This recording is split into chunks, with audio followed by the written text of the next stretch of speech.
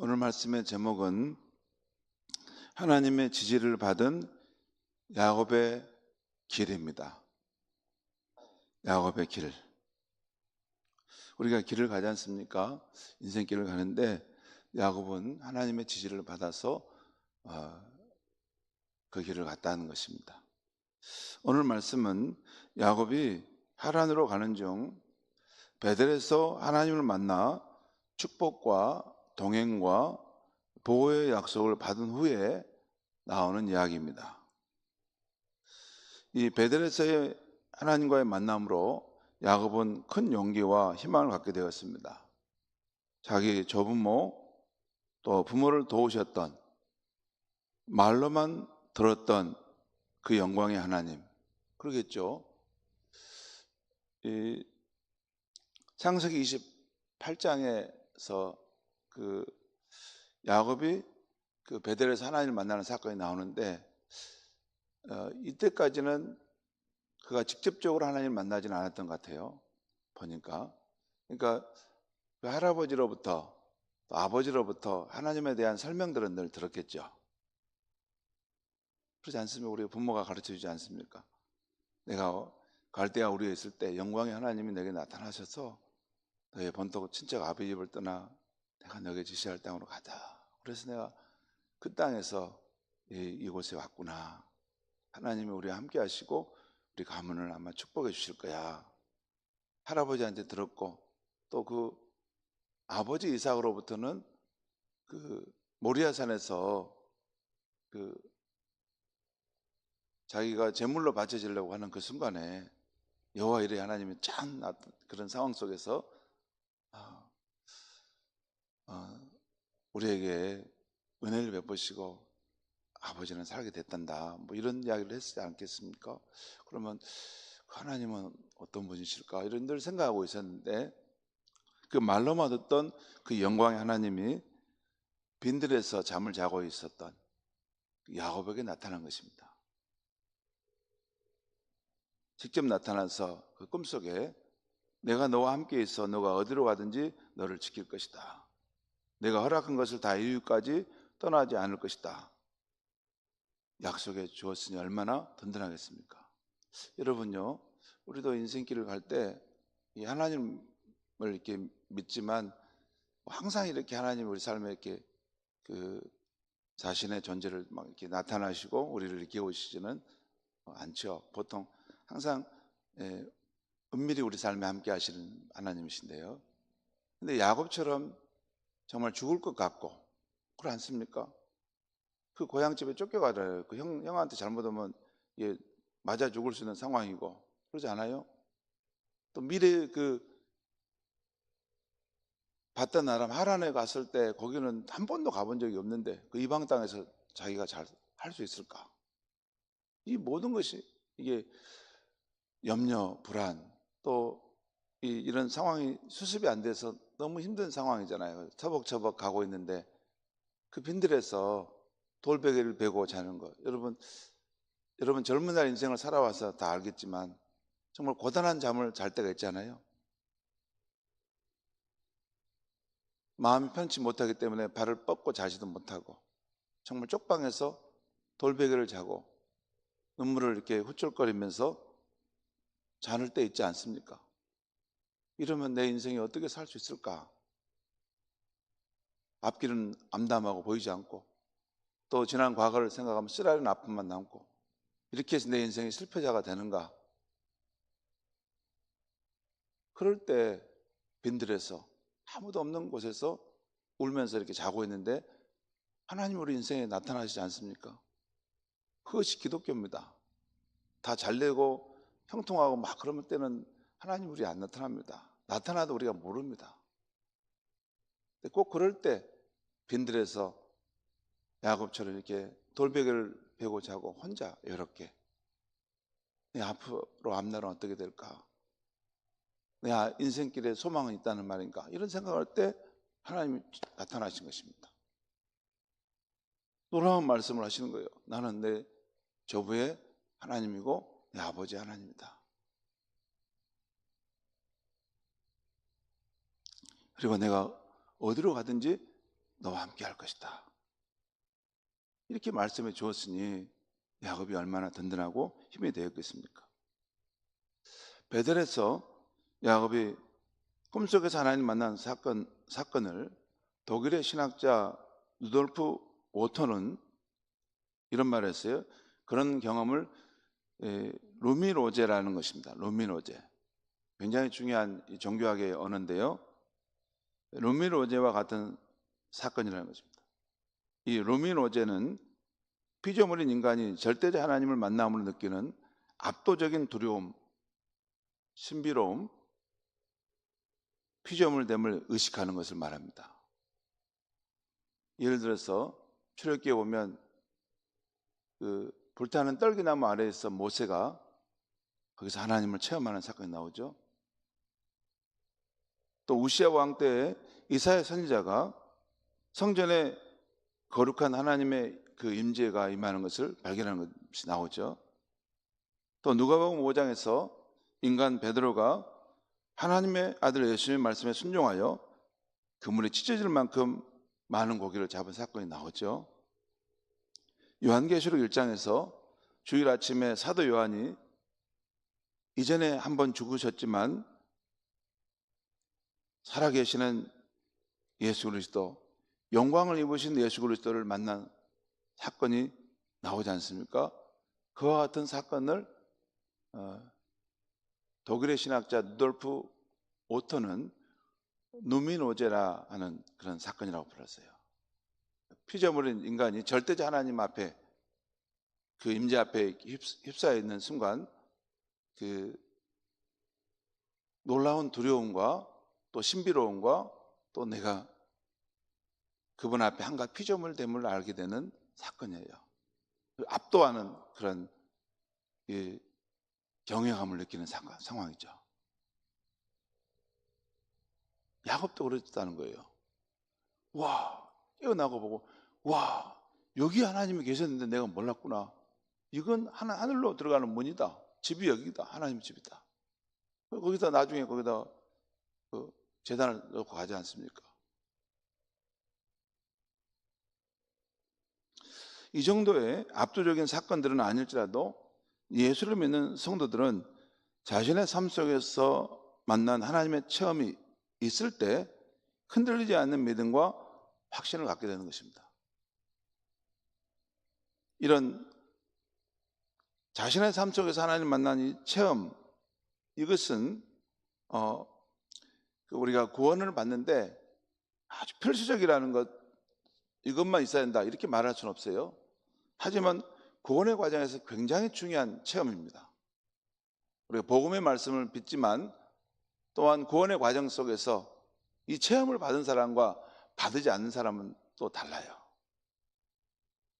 저의 경우는 하나님의 은혜로 29살 때 그 청년 때 구원의 확신으로 인도하시는 하나님의 체험이 있었습니다. 그 전에 죽을 것 같았습니다. 죽을 것 같았습니다.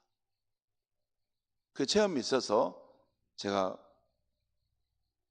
제 인생 방향을 바꿔서 신학을 하게 된 것입니다. 그리고 일산 마두동 그 웰컴 하우스 그 건물 지하에서 기도하면서 받은 체험이 있었습니다. 독특한 체험입니다.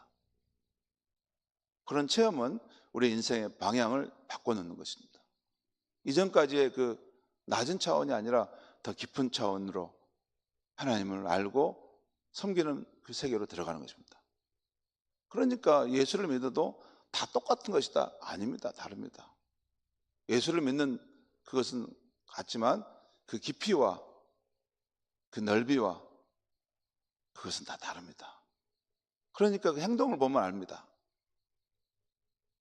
형식적으로 하는 것과 생명을 걸고 하는 것이 다릅니다. 다르지 않습니까? 그건 뭐 이게 누가 말할 수 없는 것이고 그 신앙이 원래 그렇게 됐는데 어떻게 말합니까? 그렇죠. 그러니까 믿음의 길을 가도 이 형식적인 그런 삶이 아니라 정말 예수님의 생명을 깊이 만나고 내 존재를 근본적으로 흔들어놓는 그런 삶의 변화가 있는 것, 그것을 사모하고 또 갈망할 필요가 있는 것입니다. 야곱은 이렇게 베델에서 하나님의 자신을 찾아오신 인격적인 체험을 한 후에 미래를 바라보는 삶의 태도가, 이 관점이 달라졌어요. 이런 체험 없으면 관점 안 바뀌어집니다. 절대 안 바뀝니다. 바뀌기 어려운 것이 가장 사람입니다. 그 왜 안 바뀌냐면 자기의 고정된 생각, 가치관, 그 자신의 생각에 이 방향되어지는 것, 이게 안 바뀝니다. 그게 안 됩니다. 하나님이 그 존재 자체를 흔들어 놓는 만남의 사건이 있어야만이, 죽을 것 같다가 다시 살아나는 사건이 있어야지. 그러지 않습니까? 한번 죽을 병에 걸렸다가 고침받고 회복된 사람은 진짜 겸손하지 않습니까? 그럼 누가 겸손하십시오, 겸손 말 안 해도 거의 죽은 상황에 놓여 있는데 극적으로 하나님이 자신의 삶을 이렇게 붙드셔서 은혜 가운데 살아난 삶은 그의 삶의 남은 삶이 다릅니다. 그런 체험이 없는 사람하고. 아무튼 이런 베델에서의 하나님과 인격적인 그 체험을 한 후 야곱의 삶은 달라졌어요. 그 전에는 실패자요, 살맛이 없었는데 이제는 당당하고 희망찬 모습으로 나아가게 되었습니다. 그래서 그런지 오늘 창세기 기자는 그 먼 길을, 700에서 800km가 되는 그 먼 길을 단숨에 도착한 것으로 기록하고 있는 것이에요. 이 표현을 성서학자들이 29장 1절에 그 야곱의 길을 떠나 동방 사람의 땅에 이르러, 이 표현을 이전에 우리 그 개역 한글판은 야곱이 발행하여 동방 사람의 땅에 이르러 이렇게 표현했어요. 그리고 우리 세번역 성경에는 야곱이 줄곧 길을 걸어서 동방 사람의 땅에 이르렀다. 그러니까 줄곧 길을 걸었다는 말은 힘찬 모습으로 갔다는 거예요. 희망찬 모습으로. 여러분, 그걸 않겠습니까? 아니, 살맛이 없고 거의 이제 실패자처럼 인생이 이제 불확실했는데 하나님께서 내가 너와 함께하며 어디로 가든지 너를 지킬 테니 너는 마음을 강하게 하고 가라. 그런 하나님의 이 약속을 받았으니 얼마나 힘차고 희망찬 발걸음이 됐겠습니까? 그렇게 간 것이죠. 그렇다 보니까 그 먼 길도 단숨에 그냥 간 것처럼 이 성경은 기록하고 있는 것이에요. 오늘 말씀 29장 1절 2절 말씀을 제가 읽겠습니다. 야곱이 길을 떠나 동방 사람의 땅에 이르러 본즉 들에 우물이 있고 그 곁에 양 세 떼가 누워 있으니, 그러니까 양떼들 세 떼가 있었다는 거죠. 이는 목자들이 그 우물에서 양떼에게 물을 먹임이라. 큰 돌로 우물 아귀를 덮었다가, 그러니까 그 주변에 목자들이 자기 양떼를 이끌어와서 그 우물을 먹는데 공동 우물이었던 것 같아요. 그러니까 물이 그 광야 땅에서 귀한 것이니까 이것을 한 번에 한 목자가 다 이거 먹으면 안 되니까 이게 시간을 아마 정해져 있었다가 그 시간에 되게 모여서 이렇게 양떼들에게 목자들이 순차적으로 아마 물을 주고 또 그 우물을 아귀로 딱 덮었던 것 같아요. 이게 그 마을의 어떤 질서였던 것 같은데 아무튼 그곳에 와 있던 것 같아요. 다시 4절에서 6절 말씀을 제가 읽겠습니다. 야곱이 그들에게 이르되, 그 목자들에게 물었다는 거죠. 내 형제여, 어디서 왔느냐? 너희는 어디서 왔느냐? 그들이 이르되 하란에서 왔노라. 야곱이 그들에게 이르되 너희가 나홀의 손자 라반을 아느냐? 그들이 이르되 아노라. 또 6절에 야곱이 그들에게 이르되 그가 평안하냐? 이르되 평안하니라. 그의 딸 라헬이 지금 양을 몰고 오느니라. 여러분, 이거 신기하지 않습니까? 여기 보면 이제 야곱이 그 하란에 도착했는데 처음 어떤 우물가에 갔는데 거기서 가서 목자를 만나고 이렇게 그 자기 외삼촌이나 누구 이런 상황들 이런 것들을 딱 물어봤는데 우리 다 안다는 거예요. 그리고 그 딸이 지금 여기 오고 있다는 거예요.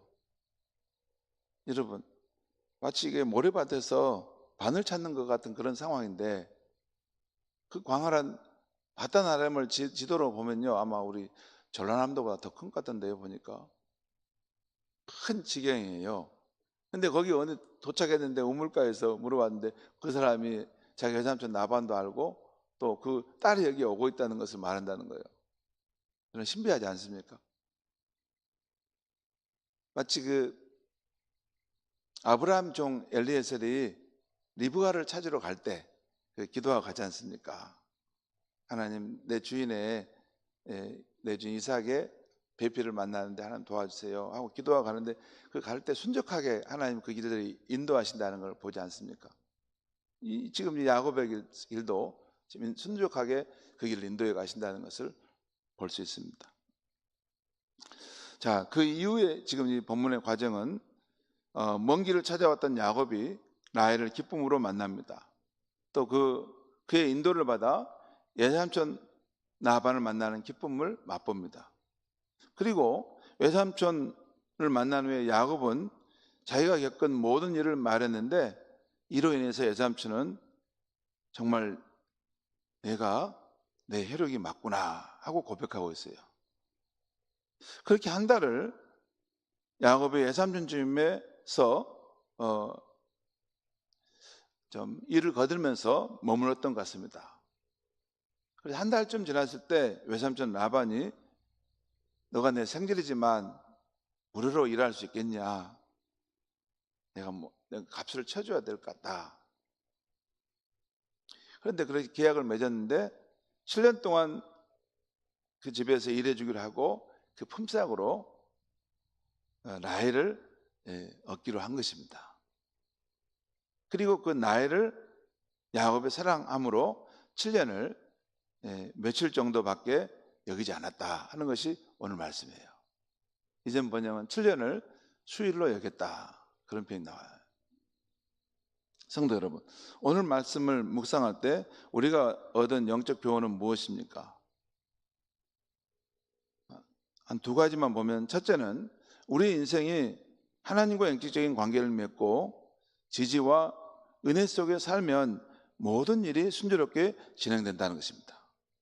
오늘 야곱이 베델의 하나님을 만나게 되자 그 가는 길도 그 만남도 그 관계도 다 순조롭게 일어나는 것을 봅니다. 여러분, 우리 인생이 잘 되고 하는 일이 또 잘 되고 우리 자녀들이 잘 되려면 하나님과 인격적인 만남이 있고 지지와 은혜를 받아야 할 줄 믿습니다. 여러분, 이건 너무 중요합니다. 우리가 하나님의 은혜를 구한다는 말은 다른 말이 아니에요. 이 말씀이에요. 하나님이 우리의 삶을 지지해 주기를 구하는 것입니다. 우리 자녀의 인생도 지지해 주기를 구하는 것입니다. 여러분, 다시 말씀드립니다. 피조물인 인간은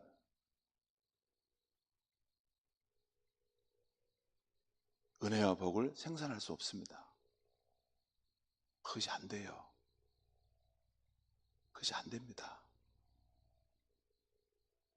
복과 은혜를 하나님이 주셔야만이 그 인생이 형통하고 잘 됩니다. 그것이 피조물이에요. 그래서 우리가 하나님을 찾도록 한 것입니다. 이 땅에 사는 모든 생명은 한 생명도 하나님의 진리와 은혜가 없이는 잘 될 수가 없습니다. 내가 조금 잘 된 것처럼 보여도 하나님의 지지와 은혜를 걷어가시면 바로 그 다음 순간 곤두박질 칩니다. 지금까지 우리가 살아오는 것도 하나님의 지지와 은혜 속에 사는 것이지만 하나님을 위해서 선한 일을 제가 더 하고 싶은데 하나님 그 지지와 은혜를 좀 더 베풀어 주십시오. 간구하는 것은 하나님의 마음에 합한 기도입니다. 여러분, 이왕 사는 인생길 가는 길인데 이 야곱처럼 정말 이런 하나님을 만나서 너가 어디로 가든 내가 너와 함께하며 너를 지키며 또 내가 허락한 것을 이루기까지 떠나지 않았겠다. 이런 하나님의 지지와 은혜를 받는다면 또 우리 자녀들이 받는다면 얼마나 복된 인생을 살겠습니까?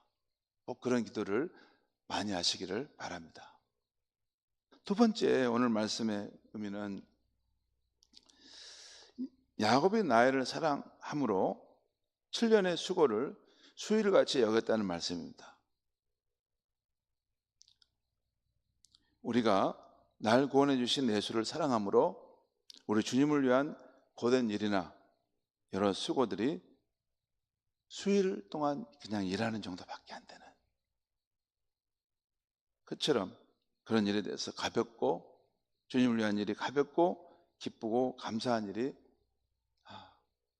돼야 한다는 것입니다. 여러분, 교회에서 이렇게 봉사하고 또 주를 위하여 봉사하고 이런 일을 할 때 꼭 기억하실 것이 있습니다. 제일 중요한 것은 나와 날 구원하신 예수님과 딱 둘이가 중요합니다. 다른 주변인들은 다 그냥 주변인입니다. 내가 왜 신앙생활하고, 내가 왜 봉사하고, 내가 왜 이 직분에 충성을 다하는가? 날 구원하신 예수님, 그분을 사랑하고 진실로 사랑하고 뜨겁게 사랑해서 주를 위한 일을 하게 돼. 그것이 오늘 야곱이 7년 동안 사랑에 수고했지만 그것이 수일처럼 여겼다고. 정말 그렇게 살다가 우리가 우리 주 예수님을 뵈야 할 줄 믿습니다. 기도하겠습니다. 하나님 아버지, 오늘 말씀을 통해서 하나님의 지지를 받은 야곱의 인생길을 보았습니다. 하나님이 지지하시고 은혜를 베풀어 주시는 인생은 그 가는 길도 형통하고 그 만남도 형통하고 그 관계도 순조롭게 일어나는 것을 보게 됩니다. 하나님 아버지, 우리의 선조들에게 또 우리의 인생 가운데 있었던 이런 지지들이 우리 후손들에게도 하나님의 지지와 은혜가 더 있도록 하나님 역사해 주시고 우리 인생 가운데 늘 나타내 주시옵소서. 그래서 우리의 인생의 길이 고단하고 쓸쓸하고 또 메마른 삶이 되지 않고 늘 하나님의 은혜와 사랑이 넘쳐나는 그러한 출랑 있는 삶을 살아가는 인생이 되게 하여 주시옵소서. 또한 우리가 이 세상을 살아갈 때, 특별히 하나님 나라와 교회를 위해 봉사할 때 주변에 다른 사람을 의식하지 않게 하여 주시고 날 구원하시고 날 사랑하신 예수 그리스도, 그분을 항상 눈빛으로 마주하고 주님이 나를 이끄시고 부르시면 그것이 어느 길이든지 간에 늘 기쁨으로 감사함으로 나 같은 부족한 사람을 귀히 여기시고 부르시는구나 하는 마음으로 주께 충성하며 나아가는 귀한 성도님들 되게 하여 주시옵소서. 예수님의 이름으로 기도합니다. 아멘.